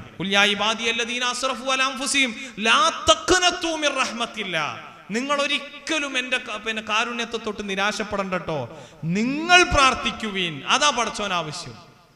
ഏത് തെറ്റ് ചെയ്ത വല്ലദീന ഇദാ ഫഅലു ഫാഹിഷ ഔ ളലമു അൻഫുസഹും ദക്കറുല്ലാഹ ഫസ്തഗ്ഫറു ലിദുനൂബിഹിം വലം യുസിറു അലാ മാ ഫഅലു വഅൻതും തഅലമൂൻ. അല്ലെ, നിങ്ങൾ അറിഞ്ഞുകൊണ്ട് ചെയ്ത തെറ്റിൽ ശഠിച്ചു നിൽക്കാതെ ഉറച്ചു നിൽക്കാതെ നിങ്ങൾ തെറ്റിന്ന് വിരമിക്കാൻ തയ്യാറുണ്ടോ? പടച്ചോൻ എല്ലാം പുറത്തരും. ഫൗലായിക യുബദ്ദിലുല്ലാഹു സയ്യിആതിഹിം ഹസനാത്ത്. പാപങ്ങളെ മുഴുവനും നന്മകളാക്കി തീർക്കുന്ന മായാജാലം നടത്തി തരും പടച്ചവൻ. നിങ്ങൾ തേടേണ്ടത് അവനോട് മാത്രം. അവനാരാ? അടുത്തുള്ളവനാ. പ്രാർത്ഥനക്ക് ഉത്തരം നൽകാൻ അടുത്തുള്ളവൻ. അങ്ങനെ അടുപ്പം പറഞ്ഞു കൊടുത്തൊക്കെ പ്രാർത്ഥനയായി കണക്ട് ചെയ്തിട്ട് മാത്രമേ പറഞ്ഞിട്ടുണ്ടാവുള്ളൂ. ഇന്ന റബ്ബി ഖരീബും മുജീബ്. എന്റെ റബ്ബ് ഉത്തരം നൽകാൻ അടുത്തുണ്ട് ട്ടോ. അതേപോലെ തന്നെ കണ്ണുകളുടെ കട്ടുനോട്ടം അറിയുന്നവൻ, ഹൃദയങ്ങളുടെ മന്ത്രങ്ങൾ അറിയുന്നവനാണ് പടച്ചവൻ. അതുകൊണ്ട് പടച്ചോന്റെ കണ്ണ് വെട്ടിച്ചിട്ട് നമ്മൾ പടച്ചോന്റെ അടുപ്പം വിട്ടിട്ട് മറ്റൊരാളെ പടച്ചവനിലേക്ക് അടുപ്പിക്കാൻ വേണ്ടി വേണമെന്ന് പറഞ്ഞാൽ അതിലും വലിയ പോയത്തരം വേറൊന്നുമില്ല, അല്ലേ? അതേപോലെ തന്നെ നാം അവന്റെ ഹൃദയങ്ങളിലുള്ളത് അറിയുന്നു എന്ന് പറഞ്ഞ അതേ പടച്ചോൻ പറയണേ, നഹ്നു അഖ്റബു ഇലൈഹി മിൻ ഹബ്ലിൽ വരീദ്. അവന്റെ ജീവനാടിയേക്കാൾ അടുത്തുണ്ട്. ഇങ്ങനെ അടുത്തുള്ള പടച്ചവനിലേക്ക് അടുപ്പിക്കേണ്ട ഒരു ആവശ്യമല്ല. പക്ഷെ അടുപ്പിക്കാൻ വേണ്ടി എന്ന ന്യായം പറഞ്ഞിട്ടാണ് മക്കാ മുശ്രിക്കുകൾ തേടിയത്. ആ തേട്ടത്തിലൂടെ ഇന്നും ആളുകൾ എന്ത് ചെയ്യാണ്? അതിന്റെ വഴിയിലൂടെ അങ്ങനെ മുന്നോട്ട് പോയിക്കൊണ്ടിരിക്കുകയാണ്. അപ്പോ അല്ലാഹു സുബ്ഹാനഹു വ തആല നമ്മുടെ അടുത്തുണ്ട് എന്ന ബോധ്യം നമുക്കുണ്ടാവേണ്ടതുണ്ട്. ഇനി പലപ്പോഴും പറയാറുള്ള സംഗതിയാണ്, അല്ലാഹുവിന് പുറമേയുള്ള ആൾക്കാരെ ഞങ്ങൾ വിളിച്ച് പ്രാർത്ഥിക്കുന്നൊന്നുമില്ല. ഞങ്ങളെ അല്ലാഹുവിലേക്കുള്ള ശുപാർശകർ എന്ന നിലക്കാണ് ഞങ്ങൾ ഈ ആളുകളെയൊക്കെ, മഹാന്മാരെയൊക്കെ ഞങ്ങൾ വിളിച്ച് തേടുന്നത്. അവർക്ക് വേണ്ടി പ്രത്യേക നേർച്ച വഴിപാടുകൾ അർപ്പിക്കുന്നതൊക്കെ അവർ നാളെ പരലോകത്ത് ഞങ്ങൾക്ക് ശുപാർശകരായി തീരും എന്ന് കരുതിയിട്ടാണ് എന്ന് പറയുന്ന ആൾക്കാർ. അവരെ കുറിച്ച് ഖുർആൻ കൃത്യമായിട്ട് പറയാണ്, വയഅ്ബുദൂന മിൻ ദൂനില്ലാ മാ ലാ യദുർറുഹും വലാ യൻഫഉഹും. ഒരു ഉപകാരവും ചെയ്യാത്ത, ഒരു ഉപദ്രവവും ചെയ്യാത്ത ആളുകൾ, അള്ളാഹ്ക്ക് പുറമെ നിങ്ങൾ പ്രാർത്ഥിക്കുന്നതായ, അവർ പ്രാർത്ഥിക്കുന്നതായ ആളുകൾ, വയഖൂലൂന, അവർ പറയാ, ഹൗലാഇ ശുഫആഉനാ ഇൻദല്ലാഹ്. അള്ളാന്റെ അടുക്കൽ നാളെ അവർ ഞങ്ങൾക്ക് ശുപാർശകരായിട്ടുണ്ടാകുന്നു. അത് കേട്ട പടച്ചോൻ, അല്ലെങ്കിൽ അതിന് ഉത്തരം പറയുന്ന പടച്ചോൻ എങ്ങനെ പറയണെന്ന് അറിയോ? കുൽ, നബിയെ പറഞ്ഞു കൊടുക്ക്, മക്കാ മുശ്രിക്കുകളുടെ ഈ വാദത്തെ പറ്റിയിട്ട് പറഞ്ഞു കൊടുക്കുക. എന്താ പറഞ്ഞു കൊടുക്കേണ്ടത്? അതുനബ്ബിഊനല്ലാഹ ബിമാ ലാ യഅലമു ഫിസ്സമാവാതി വലാ ഫിൽ അർദ്. ആകാശങ്ങളിലും ഭൂമിയിലും പടച്ചോൻ അറിയാത്തൊരു ഇൽമ്, അറിവ് അവര് പടച്ചോനെ പഠിപ്പിക്കുകയാണോ? എത്ര ഗൗരവമുള്ള വിഷയമാണ്, നമ്മൾ ആലോചിക്കേണ്ടതുണ്ട്. ഒരുപാട് ചർച്ചക്ക് വിധേയമാക്കേണ്ട സംഗതിയാണ്. അപ്പോ അള്ളാഹുവിനെ നിങ്ങൾ അള്ളാഹ്ക്ക് അറിയാത്തത് പഠിപ്പിക്കുകയാണോ? എപ്പോ? അള്ളാഹ്ക്ക് അറിയില്ല, അള്ളാഹുവിലേക്ക് ഈ പറഞ്ഞ ആൾക്കാരൊക്കെ ശുപാർശകരാണോ? നമുക്ക് പ്രതിഫലം നൽകേണ്ടത്, നമുക്ക് ആവശ്യമായ എല്ലാ സൗകര്യങ്ങളും നൽകേണ്ട പടച്ചോൻ അറിയാത്തൊരു കാര്യം നിങ്ങൾ പടച്ചോനെ പഠിപ്പിക്കുകയാണോ? അപ്പൊ എന്തുകൊണ്ടാണ് നമ്മളിവിടെ നിൽക്കണത്? എന്തുകൊണ്ടാണ് നിൽക്കണത്? പടച്ചോൻ ഈ കാര്യങ്ങളൊക്കെ കൃത്യമായി പറഞ്ഞു തന്നു, അതനുസരിച്ച് നമ്മൾ മുന്നോട്ട് നീങ്ങുന്നു. അപ്പൊ ശിർക്കിലേക്ക് എത്തിപ്പെടാൻ കാരണമായി തീരുന്ന അതിൻ്റെ വഴികളെ തിരിച്ചറിഞ്ഞിട്ട് നമ്മൾ എന്ത് ചെയ്യാണ്? ആ വഴിയിലേക്ക് ഞാനില്ലേ ഇല്ല ഉറപ്പിച്ച് നമ്മൾ എന്ത് ചെയ്യാണ്? പ്രഖ്യാപിക്കുകയാണ്. അദൃശ്യം പടച്ചോന് മാത്രമേ അറിയൂ. അള്ളാഹുവിലേക്ക് അടുപ്പിക്കാൻ വേണ്ടി ഒന്നിന്റെ ആവശ്യമില്ല എന്ന് ഖുർആൻ പറഞ്ഞ സ്ഥിതിക്ക് അള്ളാഹുവിലേക്ക് അടുപ്പിക്കാൻ വേണ്ടി പലരെയും വിളിച്ചതാണ് പഴമക്കാർ ചെയ്ത തെറ്റ് എങ്കിൽ, അവർ ശിർക്കിലേക്ക് പോകാൻ കാരണമായിട്ടുള്ള സംഗതി അതാണ് എങ്കിൽ അതിനെ വേരോടെ പിഴുതെറിയാൻ നമുക്ക് കഴിയണം. അള്ളാഹുവിലേക്ക് ശുപാർശകരായിട്ട് നമുക്ക് റമദാൻ, നോമ്പും ഖുർആനൊക്കെ ശുപാർശ ആകും എന്ന് ഹദീസുകളിലുണ്ട്. എന്നാൽ ഈ പറഞ്ഞ പോലെ ഏതെങ്കിലും മഹാന്മാര് നമുക്ക് ശുപാർശകരായിട്ടെത്തും എന്ന് എവിടെയില്ല. ഇനിയോ റസൂലിന്റെ ഷഫാഅത്തില്ലേ? റസൂലിന്റെ ഷഫാഅത്തുണ്ട്, അല്ലേ? റസൂലിന്റെ ഷഫാഅത്തുണ്ട്. ആ ഷഫാഅത്ത് എന്താണെന്നറിയോ? ഷഫാഅത്ത് എന്ന് പറഞ്ഞു കഴിഞ്ഞാൽ റസൂലിനുള്ള ഒരു പ്രാർത്ഥന, റസൂലിന് പ്രത്യേകമായി റസൂൽ മാറ്റിവെച്ചൊരു പ്രാർത്ഥന ഉണ്ട്. ലികുല്ലി നബിയിൻ ദഅവത്തുൻ മുസ്തജാബത്തുൻ. എല്ലാ നബിമാർക്കും ഉത്തരം കിട്ടുന്ന ഒരു പ്രാർത്ഥന പടച്ചോൻ കൊടുത്തിട്ടുണ്ട്. എല്ലാ നബിമാരും എന്ത് ചെയ്തു? ഫതഅജ്ജല, അവരെല്ലാവരും അത് ധൃതിയോടുകൂടി ആ ദുനിയാവിലെ ജീവിതത്തിൽ തന്നെ ഓരൊക്കെ അതിനെ പ്രയോഗവൽക്കരിച്ചു. തങ്ങൾ പറഞ്ഞു, ഞാൻ എൻ്റെ ആ പ്രാർത്ഥനയെ ഞാൻ അങ്ങോട്ട് മാറ്റിവെച്ചു എൻ്റെ ഉമ്മത്തിന്റെ ഷഫാഅത്തിന് വേണ്ടിയിട്ട്. അത് സമ്മാനമായി കിട്ടും. ആർക്ക്? മൻ മാത്തമിൻ ഉമ്മത്തി ലാ യുശ്രിക് ബില്ലാഹി ഷൈഅ.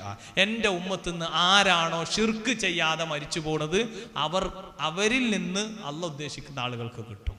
അപ്പൊ ഷഫാഅത്ത് സുഗറയുണ്ട്, ഷഫാഅത്തുൽ കുബറയുണ്ട്. ചെറിയ ഷഫാഅത്തും വലിയ ഷഫാഅത്തൊക്കെ ഉണ്ട്. ഒരു ഷഫാഅത്തിലും നബി ഇങ്ങനെ പിടിച്ച് കൊണ്ടുപോയി സ്വർഗത്തിലേക്ക് ഇടുന്ന പരിപാടിയല്ല. മറിച്ച് അള്ളാഹുവിന്റെ റസൂല് യാ ഉമ്മത്തി യാ ഉമ്മത്തി, എൻ്റെ ഉമ്മത്ത് എൻ്റെ ഉമ്മത്ത് എൻ്റെ ഉമ്മത്തിനൊന്ന് വിചാരണക്കെടുക്ക് പടച്ചോനെ എന്ന് പറയുന്നതാണ് ഒരു ഷഫാഅത്ത് എന്ന് പറയുന്നത്. ഇനി വലിയ ഷഫാഅത്തിലേക്ക് പോകുകയാണെന്നുണ്ടെങ്കിലും അതൊക്കെ തൗഹീദുള്ള ആളുകൾക്ക് മാത്രം ലഭിക്കുന്ന കാര്യമാണ്. അപ്പൊ ഷഫാഅത്തിന് വേണ്ടിയിട്ട് ആരെയും വിളിക്കേണ്ട ആവശ്യമല്ല, അല്ലെ? ആ നിലക്കൊക്കെ ഒരുപാട് ആളുകൾ ശിർക്ക് ചെയ്തുകൊണ്ടിരിക്കുകയാണ്. ഇവിടെ മുഹമ്മദ് നബിയെ തന്നെ വിളിച്ചുകൊണ്ടിരിക്കുകയാണ്.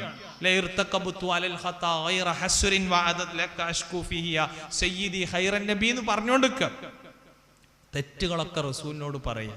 പക്ഷേ ഖുർആൻ പരിചയപ്പെടുന്നതോ ഇന്നമാ അശ്കൂ ബസ്സി വഹുസ്നി ഇലല്ലാഹ്. യഅ്ഖൂബ് അലൈഹിസ്സലാത്തു വസ്സലാം വലിയ നിരാശ സംഭവിച്ചു. പക്ഷെ അതൊന്നും ഒരു നിരാശയായി കണ്ടില്ല. പടച്ചോന്റെ അടുക്കൽ സമർപ്പിച്ചു എല്ലാ കാര്യം. എൻ്റെ ആവലാതിയും വേവലാതിയും എല്ലാം ഞാനിതാ പടച്ചവനിലേക്ക് സമർപ്പിച്ചിരിക്കുന്നു എന്നാണ് മഹാനായ യഅ്ഖൂബ് അലൈഹിസ്സലാത്തു വസ്സലാം പ്രിയപ്പെട്ടവരെ പറഞ്ഞിട്ടുള്ളത്.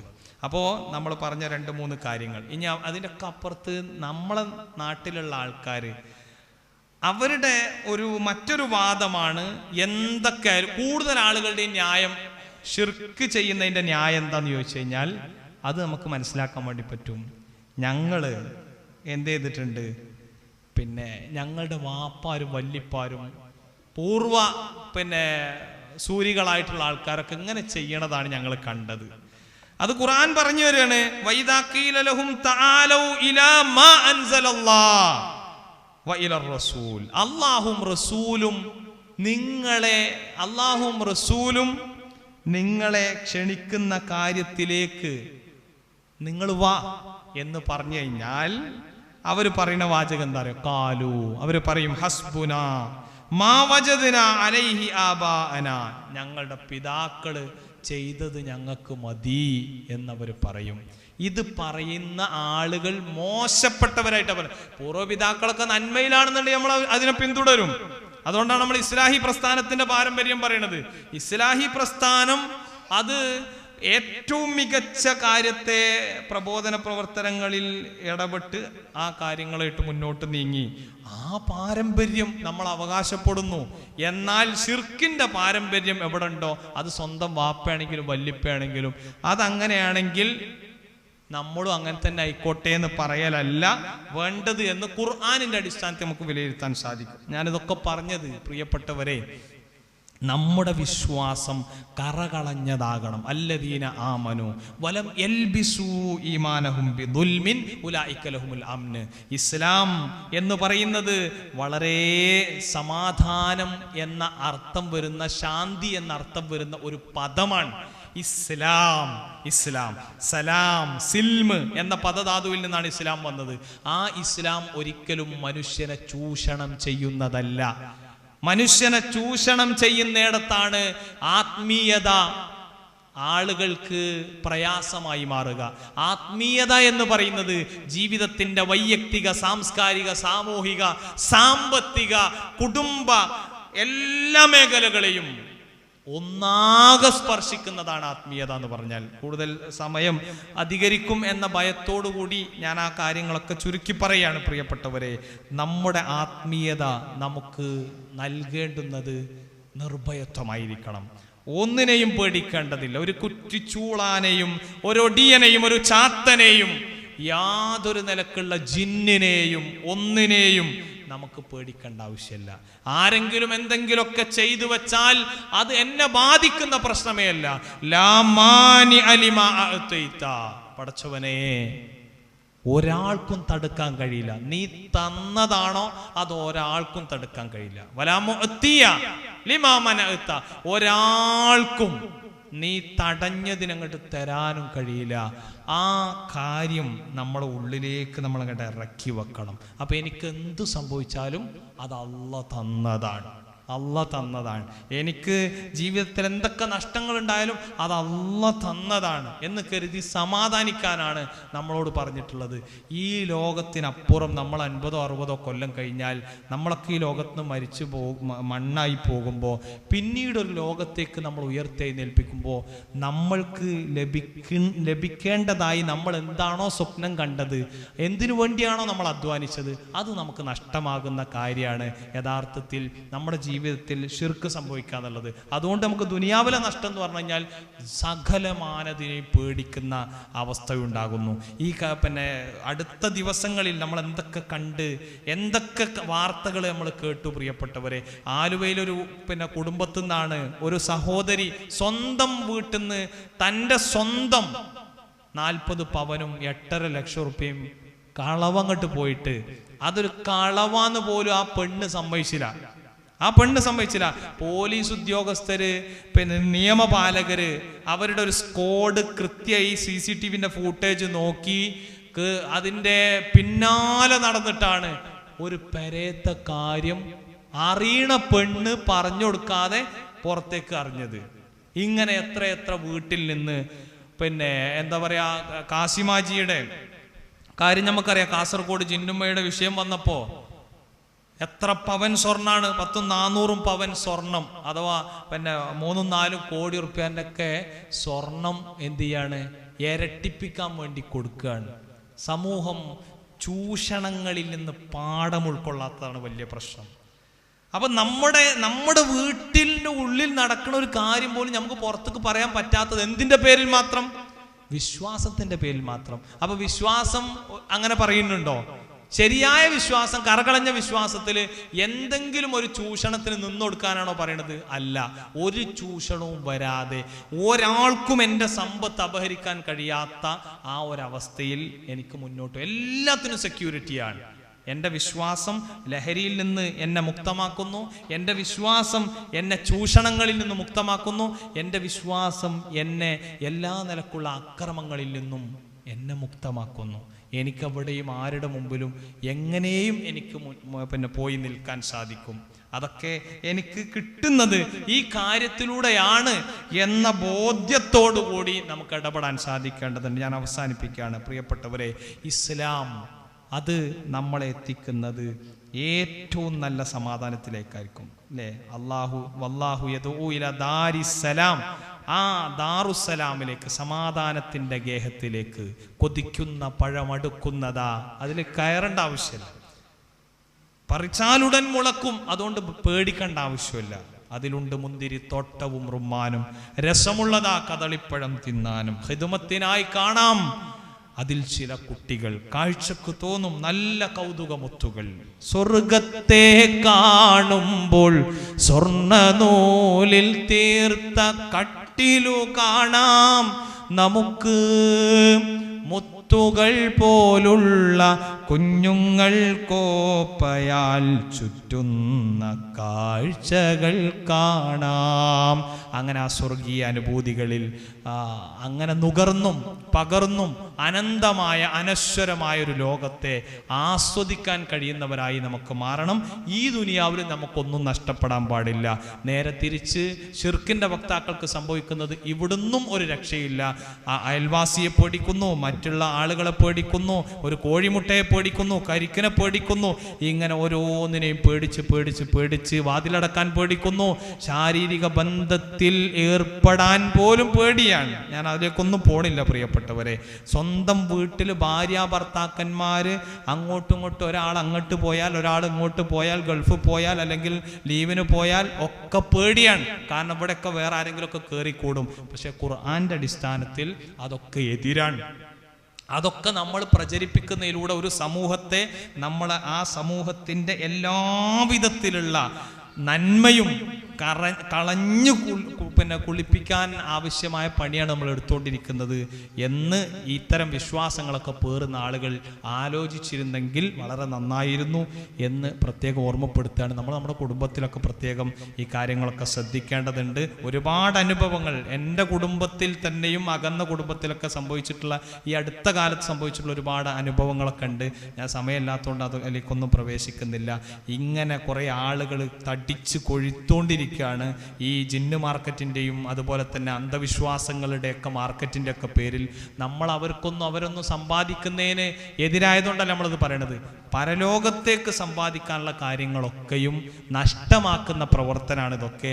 അതുകൊണ്ട് ഓരോ വ്യക്തികളും വ്യക്തിപരമായി ആലോചിക്കണം, ചിന്തിക്കണം, ഈ വിഷയത്തിലൊക്കെ നമ്മൾ ശ്രദ്ധിക്കണം എന്ന് ഓർമ്മപ്പെടുത്തിക്കൊണ്ട് അവസാനിപ്പിക്കുകയാണ്. അല്ലാഹു സുബ്ഹാനഹു വ തആല നമ്മുടെ കൂട്ടത്തിൽ നിന്ന് രോഗം കൊണ്ട് കഷ്ടപ്പെടുന്ന ആളുകൾ, അതുപോലെ തന്നെ മറ്റനേകം പ്രയാസങ്ങൾ അനുഭവിക്കുന്ന ആളുകൾ, അവരുടെയൊക്കെ പ്രയാസങ്ങളെ ദൂരീകരിച്ചു കൊടുത്ത് അനുഗ്രഹിക്കുമാറാവട്ടെ. റഹ്മാനും റഹീമുമായ റബ്ബേ, ഞങ്ങളുടെ ജീവിതത്തിൽ സംഭവിച്ചു പോയിട്ടുള്ള ചെറുതും വലുതുമായ മുഴുവൻ തെറ്റുകുറ്റങ്ങളും ഞങ്ങൾക്ക് നീ വിട്ടുപുറത്ത് മാപ്പാക്കി തരണേ നാഥ.